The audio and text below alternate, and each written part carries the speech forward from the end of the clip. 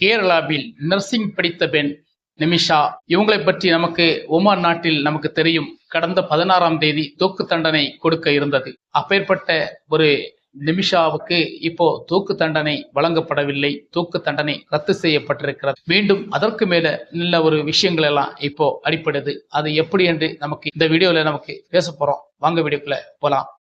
சட்டம் ஒழுங்கு சரியில்லாம இந்தியனுக்கு சாவை கிடையாது. இந்த இந்தியாவின் வரலாறு. அனைவருக்கும் வணக்கம். நிமிஷா என்பது கேரளாவில் ஒரு நர்சிங் படித்த பெண்.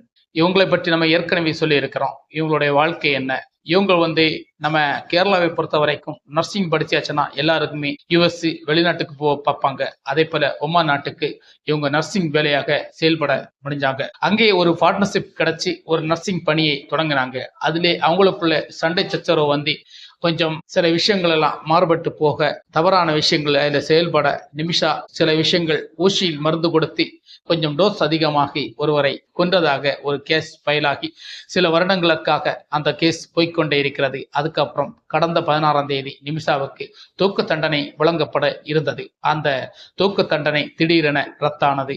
அதுக்கு பிறகு அந்த கேஸ் தொடர்ந்து நடந்து கொண்டே இருக்கிறது. கிட்டத்தட்ட ஒரு 10 நாட்கள் என்று சொல்லுவோம். அந்த 10 நாட்கள் கிட்டத்தட்ட இந்த கேஸ் தான் ரொம்ப தீவிரமாக நம்ம நாட்டுக்கும் அந்த நாட்டுக்கும் ஒரு தீவிர இதாக போய்கொண்டிருக்கிறது. கடைசியில் நிமிஷா இந்த கேஸ்ல வெற்றி பெற்றிருக்கான்னு தான் சொல்ல முடியும். நிமிஷா இந்த கேஸ்ல வெற்றி பெற்றிருக்கிறதுக்கு காரணம் என்னன்னு தெரியல. ஆனா சில வழிபாடுகளும் சில செயல்முறைகள் தான், மற்றவர்கள் சில பேர்களின் உதவிகளும் நம் நாட்டு செய்த சில உதவிகளும் அதில் பங்கு இருக்கிறது. அப்படிப்பட்ட நிமிஷாவுக்கு இன்னைக்கு விடுதலை அளிக்கப்படுகிறது என்ற ஒரு செய்தி நமக்கு எல்லாருக்குமே வந்திருக்கு. இதைத்தான் இந்தியா மக்கள் முழுவதும் அதை எதிர்பார்த்து கொண்டிருந்தாங்க.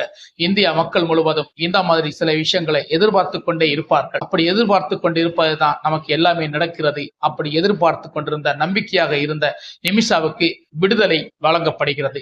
இந்த விடுதலை எந்த அளவுக்கு நம்முடைய மனசை தெரியல. ஆனா இந்திய மக்களுக்கு சின்ன ஒரு மனதை திருப்தி கொடுத்திருக்கும். ஏன்னா கடந்த வருடங்களுக்கு எத்தனை வருடங்களுக்கோ நமக்கு நிமிஷாவின் வாழ்க்கையை நினைச்சியோ இல்லது அவருடைய இந்த மாதிரி தூக்கு தண்டனை நினைச்சியோ இந்திய முழுவதும் ஒரு கலக்கத்தில் இருந்தது. இந்திய பெண்ணை நம் யுஎஸ்ல அதாவது ஒமான் நாட்டில தூக்கு கயிறு போடுவதா, அது இந்தியாவுக்கே அவமானத்தை தேடி கொடுக்கும் என்பதற்கான எல்லாருக்கும் நோக்கத்தையும் ஒரு 10 நாட்களுள் தூசி தட்டி விட்டது போல அந்த நிமிஷாவுக்கு இப்போது விடுதலை கிடைத்திருப்பது என்று நமக்கு பெருமைப்பட்டுக் கொள்ள வேண்டிய இதில் இருக்கிறது. நிமிஷா மீதும் சில குற்றச்சாட்டுகள் இருக்கிறது. நிமிஷாவை நமக்கு நல்லவரா கெட்டவரா என்றும் இன்னும் யாருக்கும் அதிகமாக தெரியல. ஆனா நிமிஷா செய்தது கொலையா அல்லது கொலை முயற்சியா அல்லது தெரியாமல் செய்துவிட்ட ஒரு தவறா அப்படி என்றும் நமக்கு தெரியல. ஆனா நிமிஷா இந்த தூக்கு தண்டனையிலிருந்து தப்பித்தார் என்பதும் நமக்கு ஒரு சந்தோஷமான செய்தி இந்த நாட்டுக்கு கொடுக்கப்படுகிறது. ஒமான்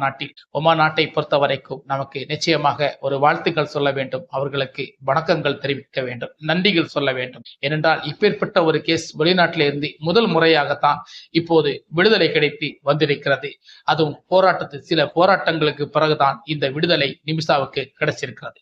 இந்த போராட்டங்கள் ரொம்ப முக்கியமான ஒரு போராட்டமாக நிமிஷாவின் வாழ்க்கையில் பார்க்க முடிகிறது. நிமிஷா இதை வைத்து அவருடைய வாழ்க்கை இன்னும் வேறு விதமான பயணிக்க முடிய வைக்க வேண்டும். இல்லை என்றால் இது போன்ற சில விஷயங்கள் இன்னும் மீண்டும் நமக்கு எடுக்க முடியாது, தெரிவெடுக்க முடியாது.